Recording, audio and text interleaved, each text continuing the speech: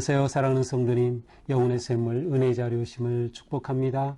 부활의 주님이 우리와 함께 하십니다. 우리와 함께 하시는 주님을 찬양합니다. 기도합시다. 주님의 크신 은혜에 감사드립니다. 주님의 그 크고 놀라운 구속의 은혜와 사랑을 찬양합니다. 오늘도 주님의 말씀 앞에 우리의 마음을 내려놓습니다. 성령님, 우리의 마음을 열어주시고 깨닫게 하시고 주님의 생명의 말씀을 우리의 삶에 적용할 수 있도록 오늘도 성령께서 인도하시고 함께하여 주시옵소서. 예수님 이름으로 기도합니다. 아멘. 오늘 말씀은 사도행전 20장 1절에서 16절까지입니다. 소요가 그침에 바울은 제자들을 불러 고난 후에 작별하고 떠나 마게도냐로 가니라. 그 지방으로 다녀가며 여러 말로 제자들에게 권하고 헬라에 이르러 거기 석 달 동안 있다가 배 타고 수리아로 가고자 할 그때에 유대인들이 자기를 해하려고 공모함으로 마게도냐를 거쳐 돌아가기로 작정하니 아시아까지 함께 가는 자는 베레아 사람 브로의 아들 소바도와 데살로니가 사람 아리스다고와 세군도와 더베 사람 가이오와 및 디모데와 아시아 사람 두기고와 드로비모라. 그들은 먼저 가서 드로아에서 우리를 기다리더라. 우리는 무교절 후에 빌립보에서 배로 떠나 닷새 만에 드로아에 있는 그들에게 가서 이레를 머무니라. 그 주간의 첫날에 우리가 떡을 때려 하여 모였더니 바울이 이튿날 떠나고자 하여 그들에게 강론할새 말을 밤중까지 계속하며 우리가 모인 윗다락에 등불을 많이 켰는데 유도고라 하는 청년이 창에 걸터 앉아 있다가 깊이 졸더니 바울이 강론하기를 더 오래 하며 졸음을 이기지 못하여 3층에서 떨어지거늘 일으켜보니 죽었는지라. 바울이 내려가서 그 위에 엎드려 그 몸을 안고 말하되 떠들지 말라, 생명이 그에게 있다 하고 올라가 떡을 떼어 먹고 오랫동안 곧 날이 새기까지 이야기하고 떠나니라. 사람들이 살아난 청년을 데리고 가서 적지 않게 위로를 받았더라. 우리는 앞서 배를 타고 아소에서 바울을 태우려고 그리로 가니 이는 바울이 걸어서 가고자 하여 그렇게 정하여 준 것이라. 바울이 아소에서 우리를 만나니 우리가 배에 태우고 미둘레네로 가서 거기서 떠나 이튿날 기오 앞에 오고 이튿날 사모에 들르고 또 그 다음날 밀레도에 이르니라. 사울이 아시아에서 지체하지 않기 위하여 에베소를 지나 배 타고 가기로 작정하였으니 이는 될 수 있는 대로 오순절 안에 예루살렘에 이르려고 급히 감이러라. 아멘. 자, 에베소에서 아주 큰 소동 사건이 일어났죠. 그래도 다행히 이 사건은 잘 무마되었습니다. 이 서기장이 이러한 정치적 혼란이 일어나는 것을 원치 않았기 때문이고 실제로 이렇게 바울이 전한 예수 또 예수를 전하는 것에 대한 그 누구죠? 데메드리오라고 하는 사람의 이러한 그 비방과 공격이 정식으로 법정을 통해 이루어져야 한다라고 하는 합리적인 주장을 한 덕분에 소요는 일어나지 않고 잘 마무리됩니다. 하지만 이러한 그 적대적인 세력은 여전히 강하게 일어나고 있었죠. 이제 이런 상황에서 바울은 소요가 그침으로 이제 제자들을 불러서 권하고 바로 에베소를 떠나게 됩니다. 어쩌면 이 소요 사건이 에베소를 떠나게 된 또 하나의 이유가 되었던 것 같습니다. 자, 이번엔 에베소를 떠나서 어디로 갑니까? 마게도냐로 가니라. 마게도냐는 바로 그리스죠. 유럽으로 들어가는 것입니다. 그래서 이제 그 지방으로 다녀가며 다시 말하면 2차 선교 여행 때 전했던 그것을 따라서 지금 다시 가고 있는 것이죠. 그렇게 하여 헬라에 이르렀습니다. 그리고 석 달 동안 그곳에 머뭅니다.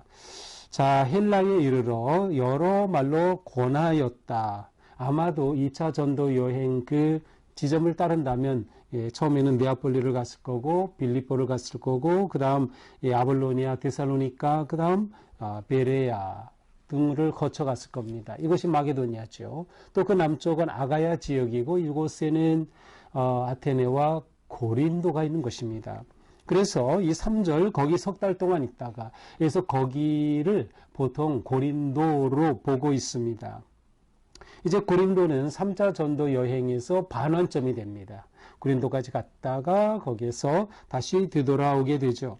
자, 그곳에 석 달 동안 있는데 고린도에 그렇게 머물렀을 것으로 추정하고 아마도 이때 사도 바울은 로마서를 기록했을 것이다 라고 추측을 합니다. 그러니까 곳에 머무는 기간이 굉장히 중요한 그러한 기간이었죠. 어쩌면 가이오의 집에 머물렀을 것으로 추정하고 있습니다. 자, 이렇게 석 달 동안 있다가 배 타고 수리아로 가고자 할 때, 그 말은 이제 배를 타고 곧장 내려오는 것이에요. 지금 바울에게는 예루살렘으로 빨리 가야겠다고 하는 그런 생각이 있어요. 그래서 예루살렘으로 배를 타고 곧장 오고자 하는 그러한 계획이 있었는데, 유대인들이 자기를 해하려 공모함으로 마게도냐를 거쳐 돌아가기로 작정하니 어떤 통로를 통해서인지 모르지만 유대인들이 자기를 해하려 한다. 아마도 항구에서 기다리고 있다라든지 하는 그런 정보를 얻은 것 같습니다. 그래서 바울은 배를 이용하지 않고 육로로 다시 왔던 길을 되돌아서 마게도냐로 다시 올라가 유럽 끝이죠. 다시 지금의 터키 지역, 소아시아 지역으로 건너가고자 하는 그러한 계획을 가지게 되었어요. 그래서 원래 계획을 바꿔서 이제 육로로 가게 되는 것이죠. 자, 이렇게 아시아까지, 여기서 아시아는 지금 우리가 생각하는 아시아가 아니라 바로 이 터키 지역을 말합니다. 자, 이곳으로 가고자 할 때에 7명이 동행하게 되는데 4절에 명단이 나와 있어요. 베레아 사람 브로의 아들 소바도, 데살로니가 사람 아리스다고, 세군도, 더베 사람 가이오, 디모데, 아시아 사람 두기고, 드로비모. 어쩌면 이 사람들은 각 지역을 대표하는 사람들일 수도 있습니다. 우리는 이 명단들을 보면서 2차 전도여행을 하며 베드로가 바울이 복음을 전하고 이렇게 선교한 그 열매가 지역마다 지금 아름답게 맺혔다는 것을 알 수 있어요. 이 사역의 열매, 복음의 열매, 그들이 이제는 바울과 동역하고 동행까지 하게 되는 것이죠. 자, 그런데 이 7명이 다 바울과 함께 가는 것이 아니었어요. 5절에 보니까 그들이 먼저 가서 드로아에서 우리를 기다리더라. 자, 드로아까지 그들은 먼저 갔어요. 바울은 드로아까지 걸어서 가게 되는 것이죠. 자, 그곳으로 먼저 다른 사람들은 가서 있고 드로아에서 바울을 기다립니다. 자, 바울 일행은 어떻게 갑니까? 우리는 무교절 후에 빌립보에서 배로 떠나 닷새 만에 드로아에 있는 그들에게 가서 이래를 머무니라. 자, 여기서 우리에는 누가 포함이 됐을까요? 그렇죠. 누가. 사도행전은 누가 기록했죠? 누가가. 그러면 우리라고 했다는 것은 누가가 자신이 포함되어 있기 때문에 우리라고 했던 것이죠. 실제로 이렇게 우리라고 하는 표현이 처음 나오는 것은 16장 10절입니다. 드로아가 언급되는 지역인데 어쩌면 이렇게 추측이 가능해요. 우리라고 하는 말이 처음 나왔다는 것은 어쩌면 그곳에서부터 누가가 바울과 동행했다라고 볼 수도 있는 겁니다. 자, 어쨌든 이렇게 누가와 이제 일행은 바울은 무교절 후에 빌립보에서 배로 떠나, 이제 빌립보는 마게도니아 끝성이죠. 물론 이제 네아폴리가 바로 항구 도시고요. 그래서 빌립보에서 떠나 네아폴리에서 배를 타고 건너가면 터키가 되는 것이죠. 이제 성지 순례 가면 이제 거꾸로 가죠. 이 드로아 지역을 거쳐가서 그 다음에 네아폴리, 빌립보 이렇게 들어갑니다. 자, 이렇게 빌립보에서 배로 떠나서 닷새 만에 드로아에 있는 그들에게 가서 이래를 머무니라. 닷새 만에 드로아에 7명이 먼저 가 있죠. 기다리고 있죠. 나중에 가서 그들을 만나게 되고 그곳에서 한 주간을 머물게 되었습니다.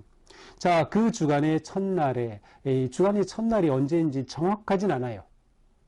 하지만 포함되는 것은 확실히 주일 아침이에요. 유대식으로 말한다면 그 주간의 첫날, 곧 안식일 다음 첫날인데요. 안식일은 금요일 저녁부터 토요일 저녁까지. 그러니까 토요일 저녁부터는 안식일 첫날이 시작이 되는 겁니다. 그렇게 해서 주일 오전, 주일 오후까지가 첫날이에요. 또 로마식으로 말한다면 토요일 해 질 때까지가 끝나고 나서 그 다음 첫날이 주일 아침부터가 돼요. 어떻게 계산하든 주일 아침이 포함되는 그러한 시간이에요. 그런데 여기서 그들은 그 첫날에 아마도 주일에 아니면 토요일 저녁에 그들이 떡을 떼려 모였습니다. 자, 떡을 뗀다는 것은 식사한다는 의미도 있지만 이 사도행전에서 떡을 뗀다는 성찬을 나눈다 라고 하는 그런 의미가 있어요. 자, 예수님께서 나를 기념하여 이를 행하라고 명령하셨기 때문에 성찬은 이 초대교회 성도들에게 가장 중요한 모임의 핵심이었습니다. 그들이 모이면 성찬을 떼며 그리스도를 기억하는 거죠. 그리스도의 십자가의 역사와 은혜와 부활을 기억하는 겁니다. 성찬을 떼는 건 너무나도 중요하죠. 자, 이렇게 떡을 떼려 모였습니다. 그리고 바울은 그 이튿날 떠나려고 하였기 때문에 떠나기 전에 이날 밤늦게까지 강론하였어요. 가르치고 교훈하였어요. 자, 떡을 떼고 가르친다. 성찬과 말씀. 바로 예배의 두 기둥이 이렇게 있음을 볼 수 있어요. 예배의 핵심은 성찬과 말씀이니까 말이죠. 자, 이렇게 그들이 많이 모여 있습니다. 그래서 모인 사람들이 어디 1층 또 윗다락. 자, 다락은 2층이고요. 윗다락은 3층입니다. 그래서 이따 몇 절이죠? 거기에 보면 3층이라고 하는 표현이 구체적으로 나옵니다. 자, 윗다락까지 등불을 많이 켜고 밤이니까 바울의 강론을 듣습니다. 이때 등불은 지금과는 완전히 다르죠. 기름을 태워서 하는 등불이기 때문에 거기서 냄새도 많이 나고 공기가 아주 안 좋은 그런 실내는 그런 상황이겠죠. 자, 실제로 성지순례 가서 그 카타콤 같은 또 초대교회 성도들이 모였던 그 자리에 보면 등불을 놓았던 자리 있어요. 거기에 끄을름이 까맣게 이렇게 그을려 있는 것을 지금도 볼 수 있습니다. 자, 그런데 유두고라고 하는 청년이 바로 이 위층 다락의 창문에 걸터 앉아 있다가 아마 창문이 바람이 통하는 것이니까 시원했겠죠. 거기에 걸터 앉았다가 깊이 잠들어 바울이 강론할 때 떨어져서 죽었습니다. 자, 유두고는 행운이라는 이름인데 대체적으로 노예들에게 이름이 많이 있었다고 합니다. 자, 그렇다면 유두고가 이렇게 떨어진 것은 아마도 노예로서 일을 많이 하고 아주 지친 몸으로 이곳에 왔기 때문이 아닐까 추측합니다. 물론 어떤 사람들이 이 당시 등불이 저질의 그러한 기름을 태우는 것이니까 아마도 그 가스로 인한 것이 아닐까 몽롱해지고, 그러나 창가에 앉았기 때문에 그렇게 적용하기는 옳지 않아요. 아마도 굉장히 피곤한 몸을 이끌고 왔던 것 같습니다. 자, 그런데 사람들이 그를 일으켜보니 죽었습니다. 어떡합니까? 그런데 바울이 내려가서 이 죽은 유두고 위에 엎드려서 그의 몸을 안고 그를 살려냅니다. 어떻게 했는지, 어떤 기도를 했는지 그러한 표현은 여기에 나오지 않아요. 그의 몸을 안고서 바울이 말하죠. 조용히 하라. 이 안에 생명이 있다. 살아났다는 거예요. 그렇게 바울이 외치고 정말 그는 살아났어요. 그래서 다시금 5위로 올라가서 떡을 떼어 먹고 오랫동안 날이 새기까지 이야기하면서 복음을 나누면서 시간을 보내고 떠나게 되었습니다. 이렇게 유두고가 살아났으니 사람들이 이 청년을 보고서 적지 않게 큰 위로를 받았습니다. 자, 이렇게 하여 그 다음 날 13절, 우리는 앞서 배를 타고 아소에서 바울을 태우려고 그리로 가니. 자, 여기서 보니까 누가 일행은 지금 바울과 함께 가기보다는 배를 타고 앞서서 먼저 갔어요. 바울보다 먼저 가서 어디로? 아소에 이르렀습니다. 자, 바울 외에 일행은 배를 타고 먼저 아소를 향해 떠났고요. 바울은 어떻게 합니까? 아소에서 우리를 만나니, 아소에서 가서 이들을 만나게 되었어요. 그런데 어떻게 갔어요? 바울은 13절에 보니까 이는 바울이 걸어서 가고자 하여. 바울은 걸어서 가고 다른 일행은 배를 타고 갔어요. 걸어서 가면 거리가 좀 가깝고요. 배를 타면 거리가 좀 멀죠. 하지만 전체 시간은 거의 비슷할 것 같아요. 이렇게 함께 그들을 만나게 됩니다. 드로아에서 아소까지 걸어서는 대략 한 32km 정도, 하루 열심히 걸으면 될 수 있을까요? 하루 반나절쯤, 하루 플러스 반나절 걸릴까요? 이렇게 그곳으로 가게 됩니다. 그래서 아소에서 바울 일행과 먼저 떠난 일행이 만나게 되는 것이죠. 자, 이렇게 아소에서 모든 일행이 다 만난 후에 이제 배를 타고 미둘레네로 갑니다. 미들림에 가서 그 이튿날에는 기오에 머물고, 이 기오라고 하는 것은 그 그리스의 그 시인 호머, 호머와 일리아드 유명한 시인들이죠. 호머 이 시인이 출생지가 바로 여기 기오라고 하는 것이에요. 그리고 또 그 다음 날에는 사모라는 곳을 들렀어요. 이 사모라고 하는 곳은 그 유명한 철학자이며 수학자인 피타고라스가 태어난 것이고요. 이솝의 우화 있죠. 바로 이솝이 태어난 것이 바로 이 사모라는 것이에요.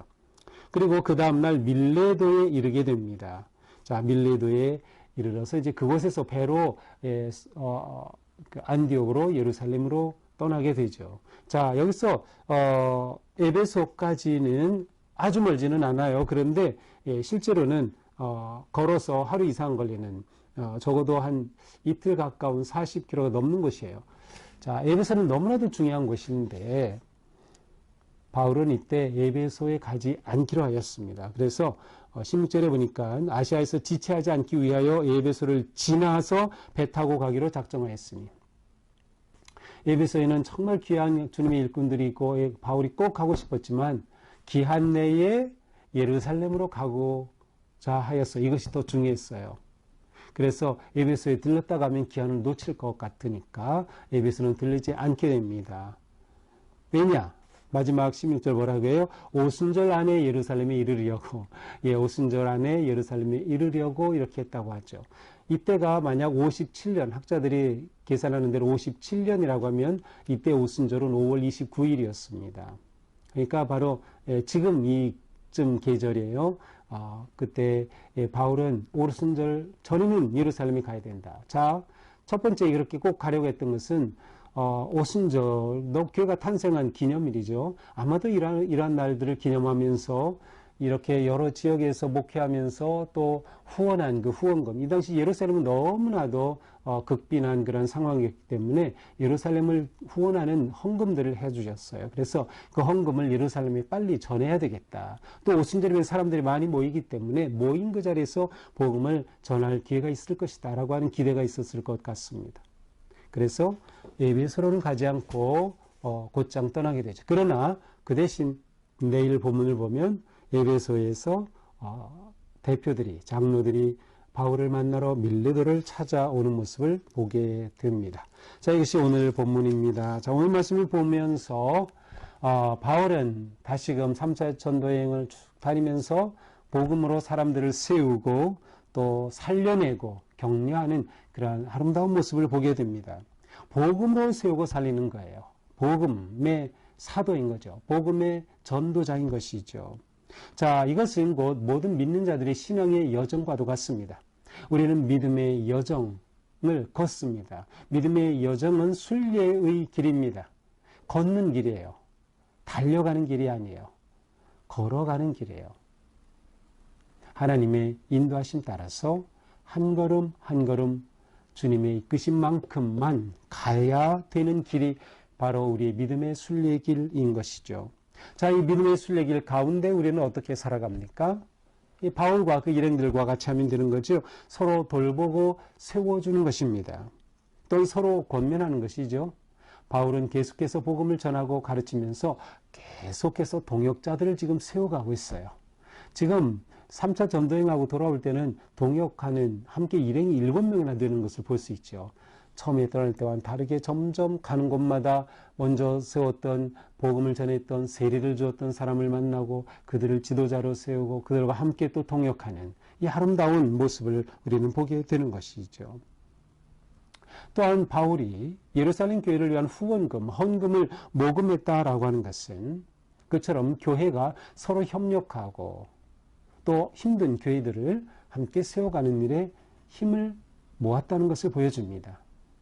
그리스도의 한 몸인 교회이기 때문이죠. 이것은 교회를 우리가 이해할 때 너무도 중요한 것입니다. 교회는 그리스도의 몸이며 그리스도의 몸은 결코 분열되어서는 안 됩니다. 그리스도의 몸인 교회는 언제나 예수 그리스도의 사랑으로 하나가 되고 십자가로 하나가 되고 하나님의 말씀과 비전으로 하나가 되어야 당연한 것이죠. 또한 우리는 이 믿음의 길에 언제나 동반이 있는 겁니다. 동반하는 믿음의 식구들이 있는 것이죠. 이것이 얼마나 우리에게 힘이 되는지 모릅니다. 바울은 7명의 일행이 함께 했어요. 얼마나 든든했을까요? 우리가 믿음 생활할 때 내 곁에 누군가가 있다는 것, 내가 소그룹에 속하는 것, 내가 어느 사역팀에 속하는 것, 속기에 참여하는 이러한 것들은 너무도 우리에게 영적으로 필요하고 중요한 것이에요. 믿음의 승리를 위해서 반드시 필요한 것이다. 또한 우리는 예배가 얼마나 중요한지 알 수 있어요. 성찬과 말씀이 저들에게 성도들을 살리고 그들에게 참 희망이 되었던 거죠. 우리는 주님의 말씀을 먹고 주님의 성찬을 먹음으로 우리의 몸이 강건해지고 우리의 영혼이 강건해지고 교회가 강건해지고 사명을 이루어가는 그러한 위대한 믿음의 길에 승리하게 되는 것이죠. 바로 떡을 떼고 말씀을 듣는 것은 하나님의 은혜를 기억하고 부활의 능력에 참여하는 놀라운 은혜의 길입니다. 그러니 우리는 언제나 말씀을 사모하며 성찬 받기를 사모하며 부활의 복음의 능력의 역사로 승리하는 그러한 삶, 바로 이것이 우리가 나아갈 방향, 사명을 놓치지 않는 그러한 믿음의 길이 될 것입니다. 오늘 하루도 우리는 이 길을 놓치지 말고 믿음으로 승리하는 복된 하루가 되기를 축복합니다. 기도합시다. 주님 감사합니다. 오늘도 말씀으로 우리를 세워주시니 감사합니다. 우리의 길이 믿음의 길, 승리의 길, 영광의 길, 주님과 함께 동행하는 거룩하고 아름다운 빛난 길 되게 하여 주시옵소서. 예수님 이름으로 기도합니다. 아멘. 네, 오늘도 주님의 은혜로 우리 삶이 거룩하고 아름답기를 축복합니다. 사랑합니다.